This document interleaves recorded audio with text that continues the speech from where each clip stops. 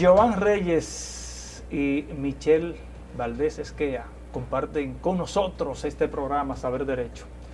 Están con nosotros y les agradecemos a ustedes que permanezcan en la sintonía con este espacio. Las etapas del proceso, cómo es que comienza, cómo prosigue, cómo termina todo.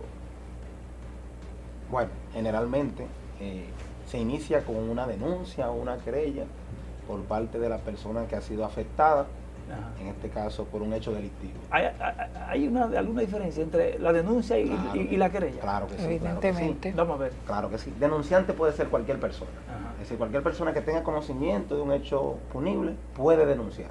Es decir, mire, allí pasó un robo, lo vi ahora mismo, pero no sé quiénes fueron. Y con eso se levanta una Y con investigación. eso se levanta una investigación, con la denuncia.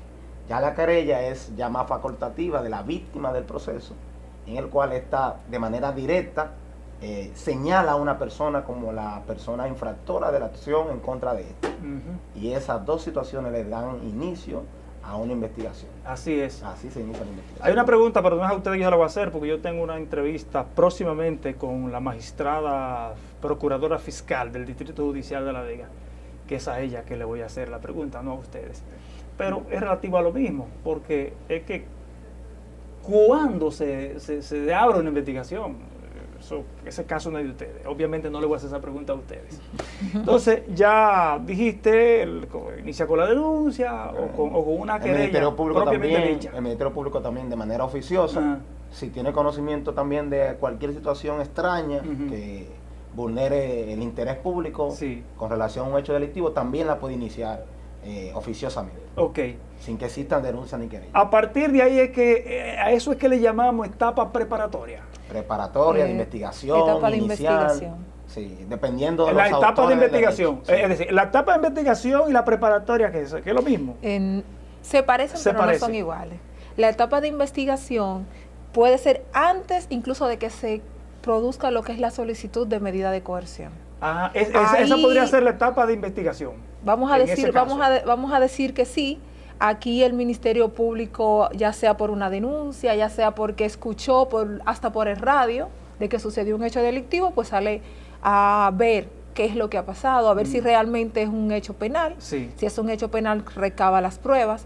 Cuando tiene por lo menos un mínimo, como dice la Suprema Corte de Justicia, una cintila probatoria que dice que Juan de los Palotes cometió un hecho o que le dijeron y tiene un testigo que pudiera corroborar esta situación, entonces solicita al juez de la instrucción, en este caso el de atención permanente, la solicitud de medida de coerción. De una medida de coerción. Entonces ya inmediatamente el juez está apoderado, podemos decir que se inicia la etapa preparatoria. Ajá. La etapa preparatoria, dependiendo si le imponen al imputado prisión preventiva o no, se tomará de 3 a 6 meses. Ujú. Entonces ya aquí, si el Ministerio Público indaga, encuentra pruebas suficientes, pertinentes y útiles, entonces somete su acusación. Somete su acusación. Ujú. Cuando en la medida se ordena que se investigue el caso, se lo están instruyendo al Ministerio Público, que es el acusador finalmente. Sí, así es. Así es. Entonces, a partir de ahí, que entonces llamaremos entonces a eso etapa preparatoria, porque viene otra etapa, que tengo entendido, que es la etapa preliminar del Exacto. proceso, que es cuando hay entonces presentación que de la acusación, así De que la sea, acusación. de la acusación, O de solicitud cualquier apertura otra- a juicio y así por el estilo. O de cualquier otra solicitud, porque puede ser que el Ministerio Público presente acusación, pero puede ser que presente una solución alternativa, pero puede ser que dé un criterio de oportunidad o un archivo, y con cualquiera de esas situaciones, Ujú. el Ministerio Público concluiría lo que es la etapa preparatoria del proceso. Ajá, a eso que le llaman acto conclusivo ahí. Exacto. Bien, a esa parte.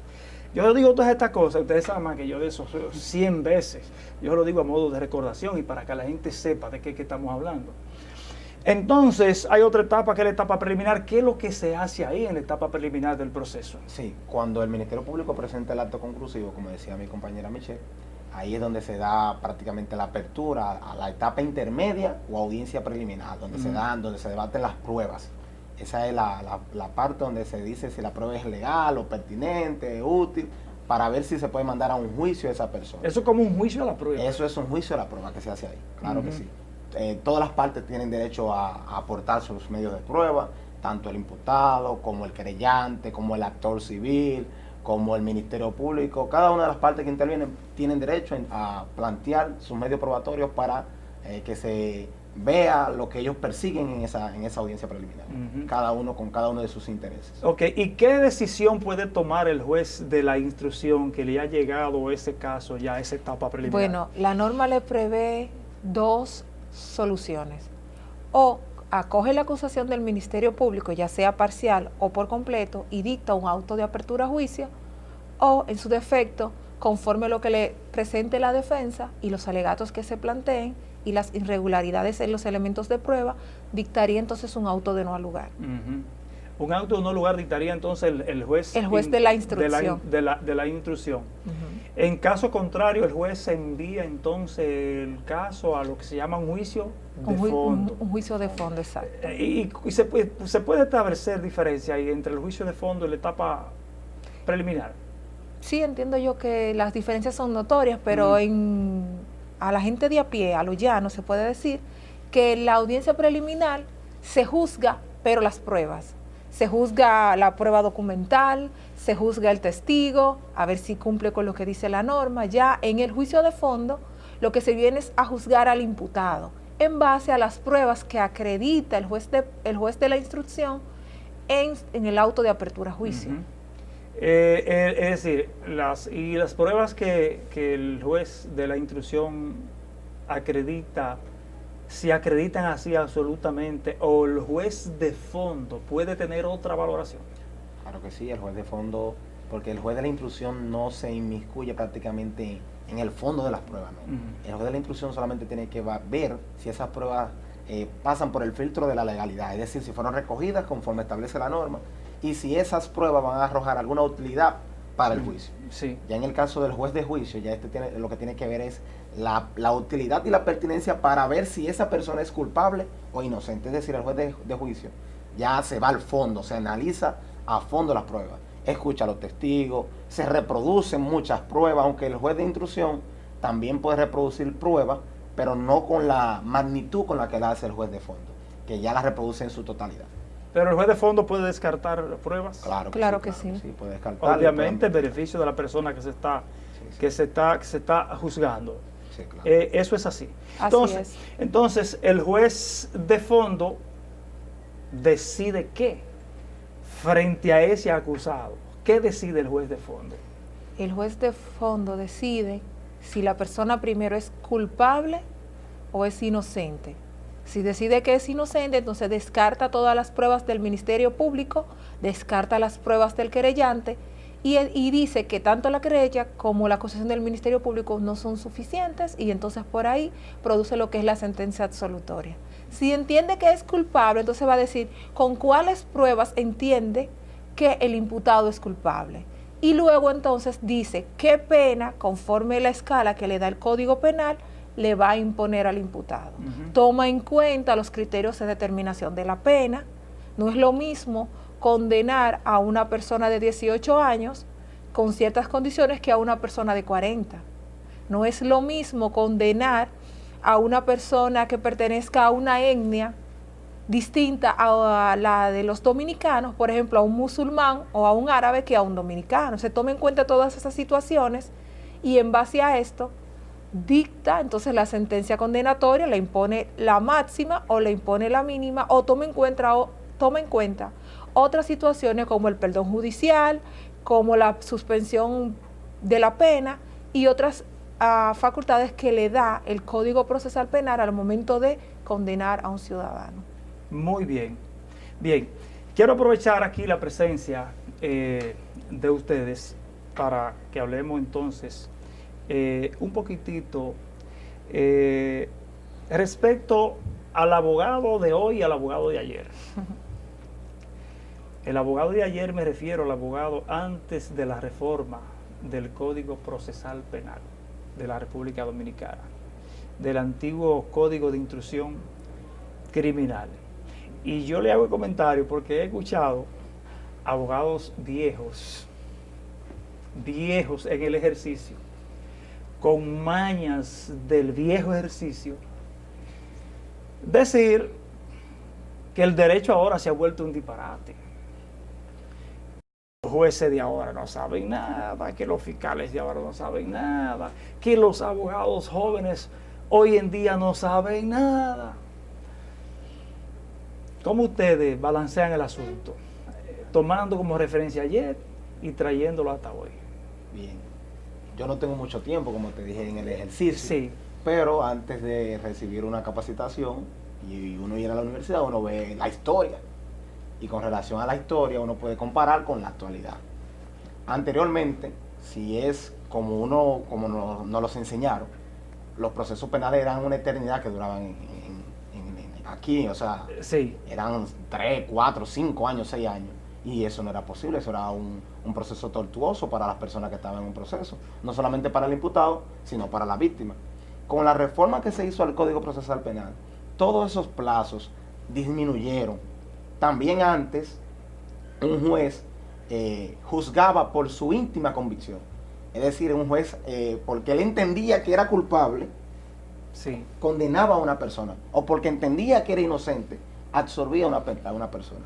Pero con el nuevo Código Procesal Penal, todas esas situaciones quedaron subsanadas, porque se creó lo que fue la sana crítica, de que es la prueba la que tiene que condenar o absorber a una persona. Pero esto no se lo inventaron por inventárselo, no, esto tiene sus situaciones científicas, es cierto, fue analizado por personas que desde mucho tiempo trabajaron lo que era la materia penal. Sí. Este proceso necesariamente se instituyó de que sea la prueba la que condene, porque no se puede dejar en manos de una persona, o sea, de su convicción, la situación que yo te planteé anteriormente. Y yo te pongo un ejemplo claro. Viene una persona que mataron a alguien, y yo vengo y digo, fui yo que lo maté. Y porque yo diga que yo lo maté, fui yo que lo maté. Claro que no, porque yo puedo tener atrás a alguien amenazándome a mí, mira, tú tienes que decir que fuiste tú que lo mataste, o te vamos a matar a tu familia, tratando de encubrir a otro. Y no es así. Entonces, cuando existe la prueba que se determine si fui yo o fue otra persona, es que se va a determinar quién fue el verdadero autor del hecho. Y eso se da una mejor garantía a la justicia, porque se evita precisamente esa situación de que yo que me estoy declarando culpable, siendo mentira, con la prueba se va a determinar todo lo contrario. Y es por eso la necesidad, y te puedo hacer 1000 ejemplos de la necesidad de por qué la prueba es la que tiene que determinar si una persona es culpable o inocente. Muy bien. Michelle. Particularmente yo entiendo que lo que plantean este comentario lo hacen por el asunto de que anteriormente el que hablaba más duro, el que hablaba más bonito y el que tenía más relación era el que ganaba el caso. Sí. Actualmente no hay que hablar duro, hay que hablar bonito siempre, Sí. pero el que tiene más conocimiento cómo se maneja el procedimiento, cuándo se determina que una prueba es legal. Entonces por ahí tú vas enderezando el proceso y en base a eso entonces se está trabajando y trabajamos todos los abogados de este país, los que estamos en la vanguardia, actualizado con los estudios, para poder entonces establecer quiénes saben más, si los de antes o los de ahora. Bueno, parece que los abogados defensores públicos se han preparado más en asunto procesalista, más que los que dije primero, los viejos, porque ahora tenemos, por ejemplo, y ya yo tengo alguna experiencia de vida, casi personal, porque tengo una hija que, dicho sea de paso, ya probó la mayoría de exámenes del concurso de oposición para defensores públicos. Y ya yo tengo, no conocimiento, pero tengo nociones de que realmente es una gran escuela. Es una gran escuela. Realmente es así. La escuela de la Defensoría Pública. La Escuela Nacional de la Judicatura. Así es que se llama. Así es que se llama. Ahí es que se Así forman que los se llama. jueces y los defensores públicos. Y los defensores públicos. Sí. Entonces, yo digo que entonces ahí que está la diferencia. En que ustedes, y yo conozco muchachos que son más jóvenes que ustedes, que son defensores públicos, y por eso yo le digo muchachos, que se paran frente a un estrado a defender a un imputado, y como se dice en el lenguaje popular, se meten en el bolsillito chiquito a un abogado, no importa cuán viejo sea en el ejercicio, porque es la escuela que prepara a esos fines. Entonces, si eventualmente yo no, porque yo no ejerzo en materia penal ni tengo proyección de ejercer en materia penal, pero una persona que me está viendo ahora, un joven que en estos momentos se acaba de graduar, un joven que ya se graduó como abogado, si eventualmente quisiera concursar, optar por ser defensor público, ¿qué tendría que hacer? Estudiar mucho, porque entrar a la Escuela Nacional de la Judicatura es solamente el 10% de lo que se necesita para ser defensor público. ¿El 10%? De lo que se necesita para ser defensor público. ¿Cómo así? Cuando se pasa el concurso de oposición y méritos, porque es un concurso abierto a todos los abogados que deseen entrar a la defensa pública, tú vas a la escuela. En la escuela los estándares de exigencia son por encima del 100%. Ya. Entonces, para poder llegar a ese punto, como dijo la directora, que solamente el 16% de las personas que concursaron este año, entre el año pasado y este, pudieron pasar a la etapa de la entrevista. Ya estamos hablando de 400 y pico, solamente el 16%, que en este caso, en este año, se rompió, que siempre es el 10%. Hay que estudiar mucho, tener mucha fuerza de voluntad y estar preparado y entender que ser defensor público es más de lo que se ve en un estrado. Muy bien.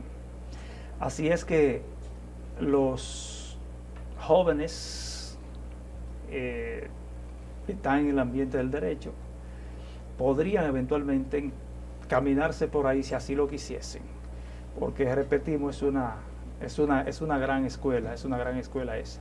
Y parece que esta sociedad va a seguir necesitando de defensores públicos, porque yo pienso que cada día que pasa son más los casos de infracciones a la ley penal que aparecen.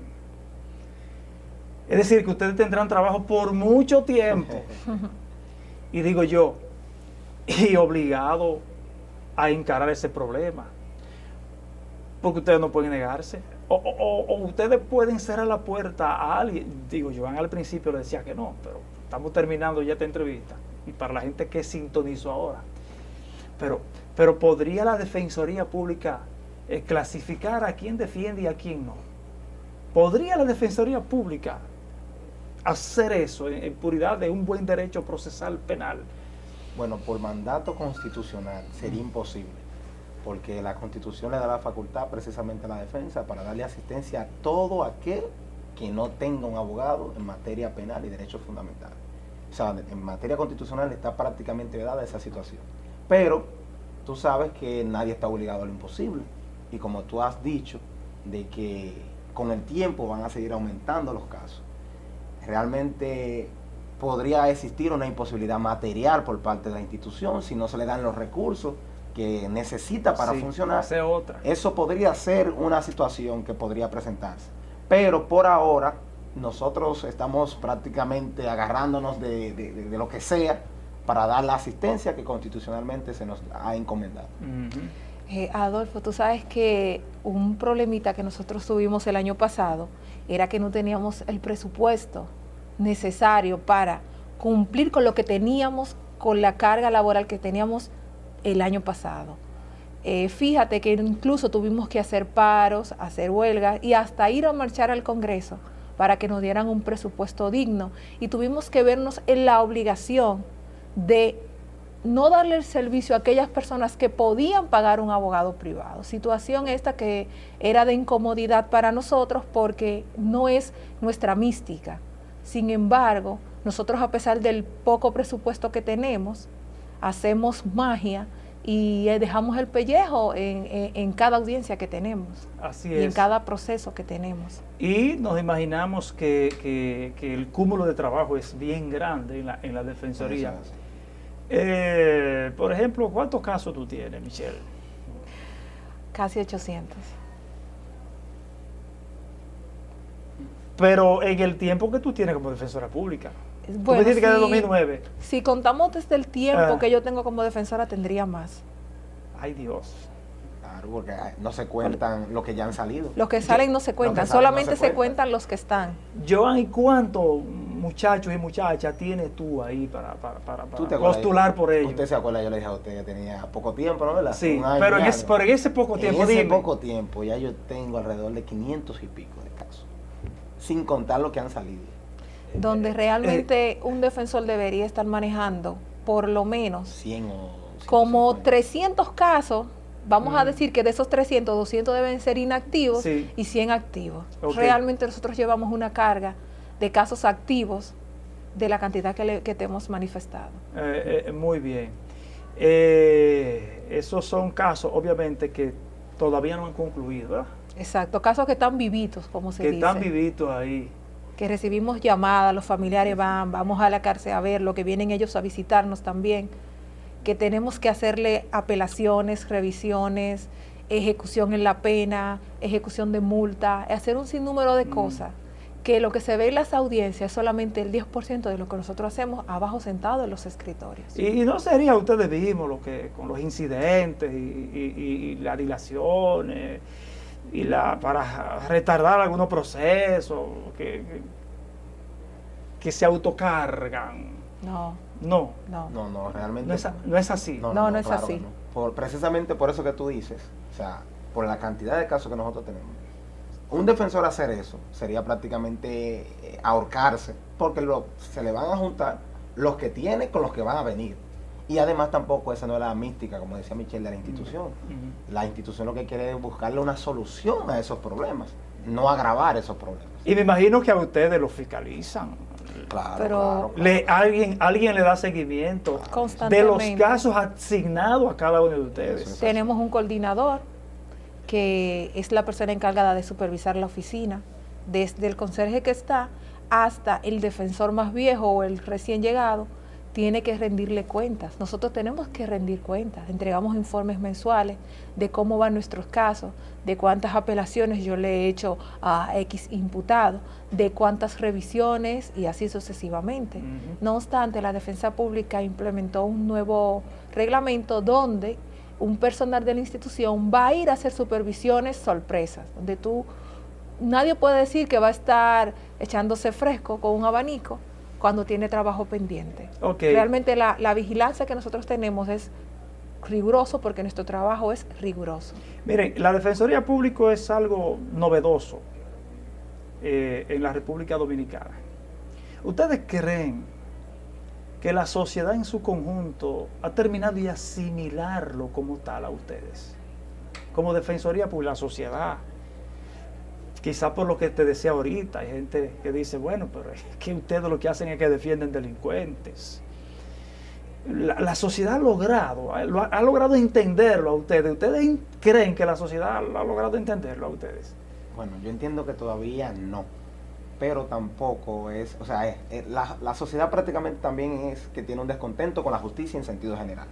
Y además de que también, por lo que tú dices, nosotros somos una institución novedosa y tal vez por desconocimiento las personas pueden pensar lo que tú has establecido. Ujú. Pero cuando se ven en una situación con un familiar o alguien cercano, cuando ven que la defensa pública aparece y le da esa asistencia como manda y como establece la ley, cambian el parecer. Inmediatamente esas personas tienen un contacto con la defensa pública, cambian totalmente la concepción que tienen de la misma. Pero esa concepción de que nosotros defendemos delincuentes es porque las personas no tienen conocimiento del verdadero trabajo que hace la defensa pública. Pero a la hora en que se acercan y verifican la situación, cambian totalmente su parecer. ¿El turno de la defensa pública comienza a qué hora y termina a qué hora? El turno comienza a las 8 de la mañana y termina a la hora que termine. ¿A la hora que termine? A la hora que termine. Por tiempo ilimitado, ¿quiere decir eso? Así, todavía hay audiencia. Ayer yo estaba de turno y yo llegué a mi casa casi a las 9 de la noche. Si todavía hay audiencias de medida de coerción a las 11, ahí estamos. O hasta la hora que atención permanente entienda que va a estar conociendo medidas, pero no obstante, terminamos el turno y hay una situación que hay que ir a resolver a la policía, pues estamos nosotros al pie del cañón. Trabajamos de lunes a lunes y como dice Michelle, empezamos a las 8 y no sabemos cuándo terminamos. Ok, lo que quiere decir es que cada vez que alguien necesita los servicios de un servidor como ustedes, entonces alguien de ustedes debe dar la cara. Así es. Debe estar ahí. Porque no podrá, por ejemplo, conocerse una medida de coerción sin que el imputado esté asistido por un abogado de su elección. Eso es. Así De eso es. se trata. Y casi siempre el abogado de la elección es un abogado defensor público. De eso es que se trata. Señores, se nos fue el tiempo. Rapidísimo.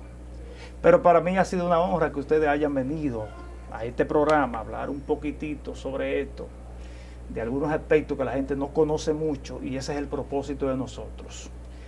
Tuvimos hoy la honrosa presencia de los licenciados Michelle Valdés Esquea y Joan Reyes, de la Defensoría Pública del Departamento de La Vega. Les agradecemos a ustedes profundamente el hecho de que hayan aceptado nuestra invitación. Gracias a usted por la invitación y gracias al público también por vernos explicando cada una de esas situaciones. Y a ustedes nos vemos en otro programa. Para nosotros ha sido una honra, ha sido una satisfacción que ustedes nos hayan dado seguimiento en este espacio en el día de hoy. Un tema apasionante, derecho procesal penal en la República Dominicana. Gracias por habernos recibido en sus casas.